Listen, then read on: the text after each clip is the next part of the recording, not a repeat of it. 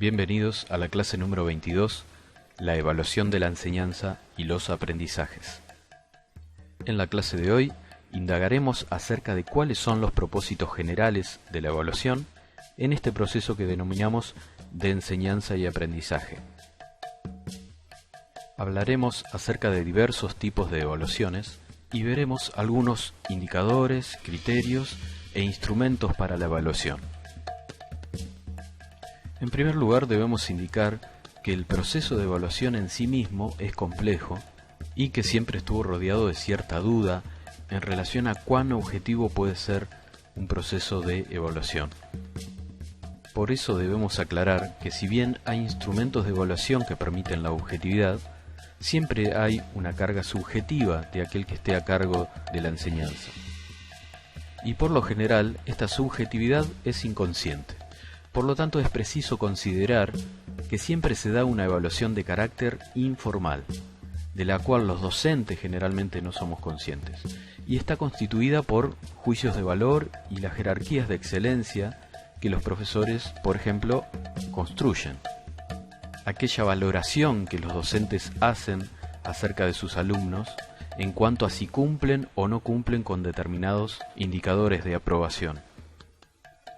Estas representaciones docentes acerca de sus alumnos cobran importancia en una evaluación de carácter informal que tiene su influencia e incide en la evaluación formal y también en los resultados de acreditación de los estudiantes al finalizar el proceso.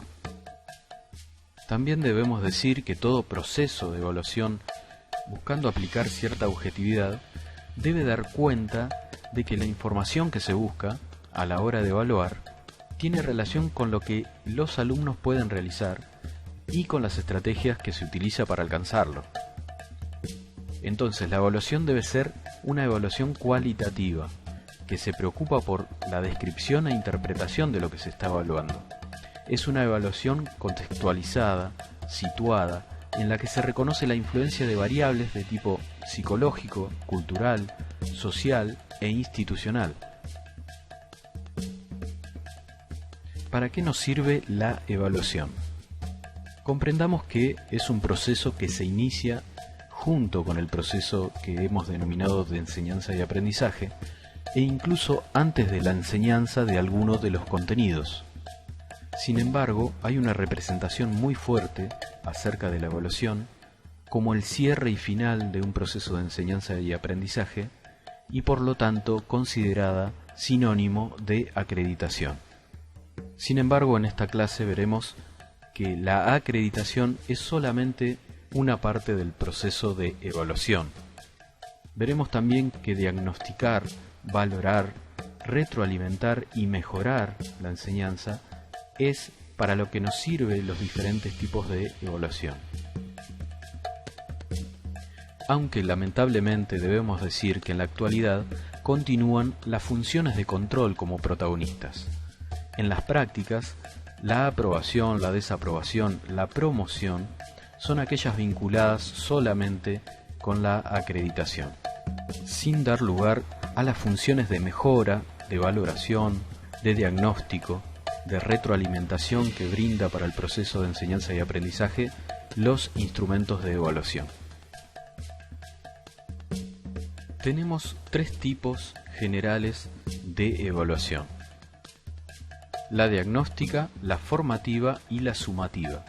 Nosotros en esta clase focalizaremos sobre la evaluación formativa, no solo porque sea la más extensa, que es durante todo el proceso, sino porque es la que nos convoca a revisar nuestra propia práctica como docentes.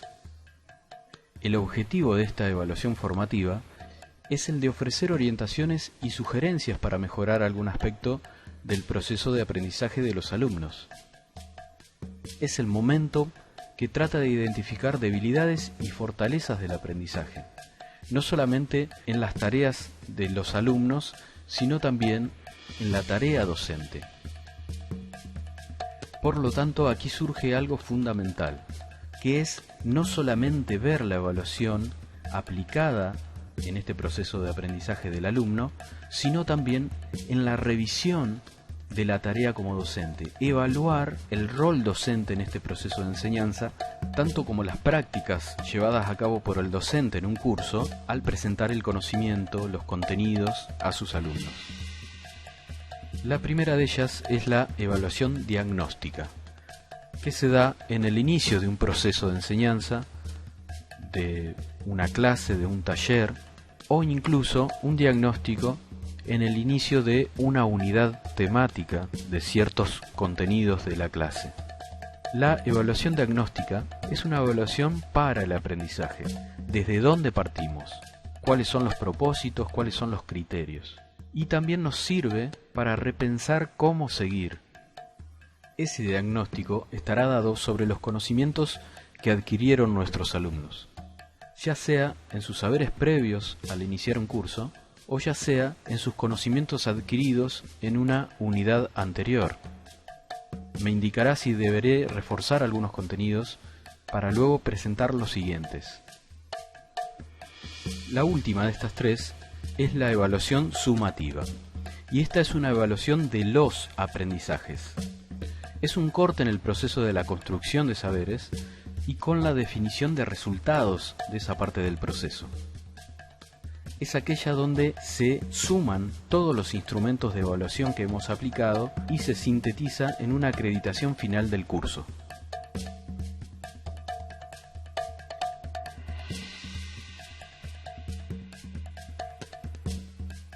Hablaremos ahora un poco acerca de los diferentes instrumentos de la evaluación formativa. Ustedes encontrarán que una buena práctica evaluativa está vinculada directamente a diversos métodos, por ejemplo los que vimos durante este año. Un instrumento de evaluación es la retroalimentación y encontrarán un vínculo directo con la mayéutica socrática. En otros, tal vez lo vincularemos a la resolución de problemas, al conflicto y cambio conceptual y algunas otras metodologías que hemos trabajado. El instrumento de retroalimentación lo entendemos como aquel que busca la autorregulación del aprendizaje. El alumno y el docente intercambian entre sí activamente en la construcción de un conocimiento.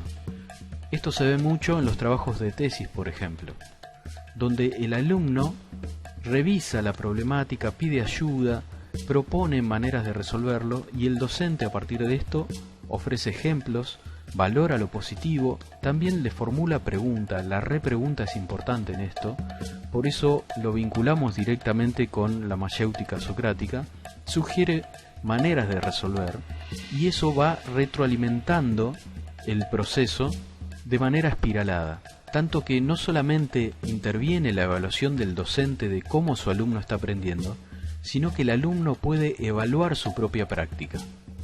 Cuando decimos de manera espiralada, estamos haciendo mención a que siempre se pasa por el mismo lugar, el mismo interrogante, pero con mayor desarrollo de algunos conceptos, entonces esa espiral es ascendente. Se pasa por el mismo lugar en un nivel superior. O sea que en estas diferentes etapas no tiene el mismo desarrollo del conocimiento, que en una etapa inicial, en una intermedia y en una etapa final de ese proceso, donde el desarrollo del conocimiento será mucho más amplio. Otro de los instrumentos de evaluación son los protocolos. Estos instrumentos generalmente son como resultado de trabajos grupales, aunque también los hay de instancias individuales. Son aquellos que nos sirven para organizar conversaciones, intercambio y puesta en común y debate. Estos protocolos generalmente tienen una estructura pautada en cuanto a consignas, en cuanto a tiempo de exposición y generalmente hay un coordinador dirigiendo la instancia de exposición y son aquellos que podemos utilizar en un aula, en un taller, mediante una serie de actividades con resolución de exposición al final de la clase. Estos protocolos dan lugar a una autoevaluación, a una devolución del docente y también a una evaluación de los pares. Quien participe de esta exposición podrá recibir retroalimentación de parte de sus padres, de cómo comprenden lo que él está construyendo y también de parte del docente. Fíjense en este ejemplo que presentamos, donde luego de que el alumno expone el material, el grupo le pregunta al grupo de pares acerca de cuestiones puntuales mientras que él responde. Luego el grupo trabaja y reformula propuestas, el alumno toma nota y ahí se produce la retroalimentación.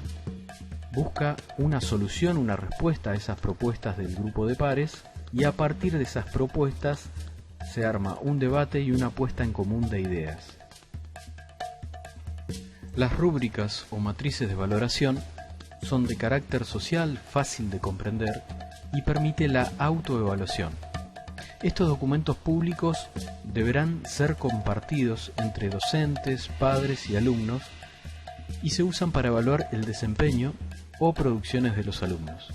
Desde el inicio del proceso de enseñanza y aprendizaje, estas rúbricas deben estar claras, deben estar en conocimiento de los padres, en conocimiento de los alumnos. Son lo que se espera de ellos.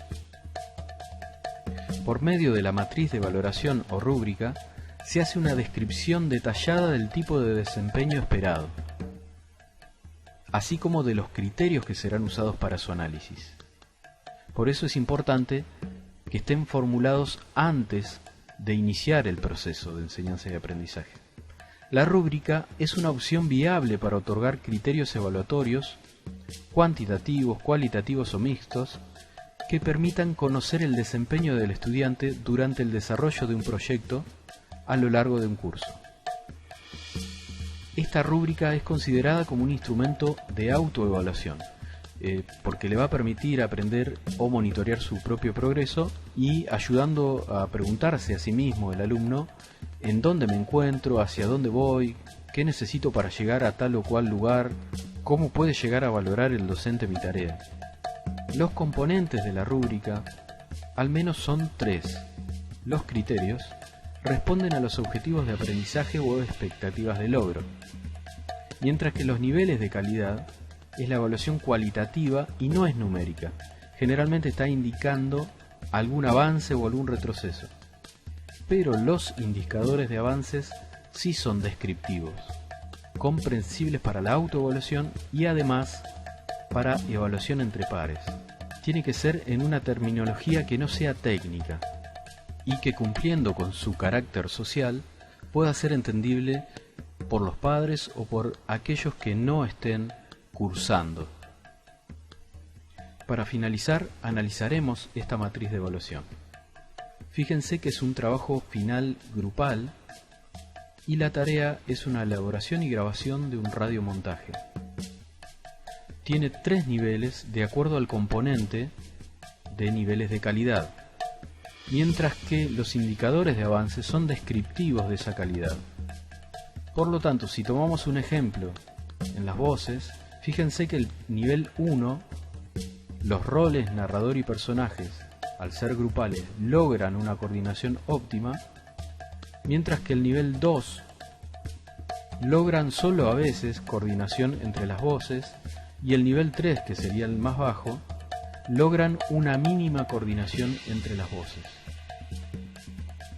Entonces, el criterio de voces con lectura fluida y coordinación posee 3 niveles y los indicadores de avance descriptivos son los que nos dicen si se logra una coordinación, si se logra a veces o si tienen una mínima coordinación entre las voces.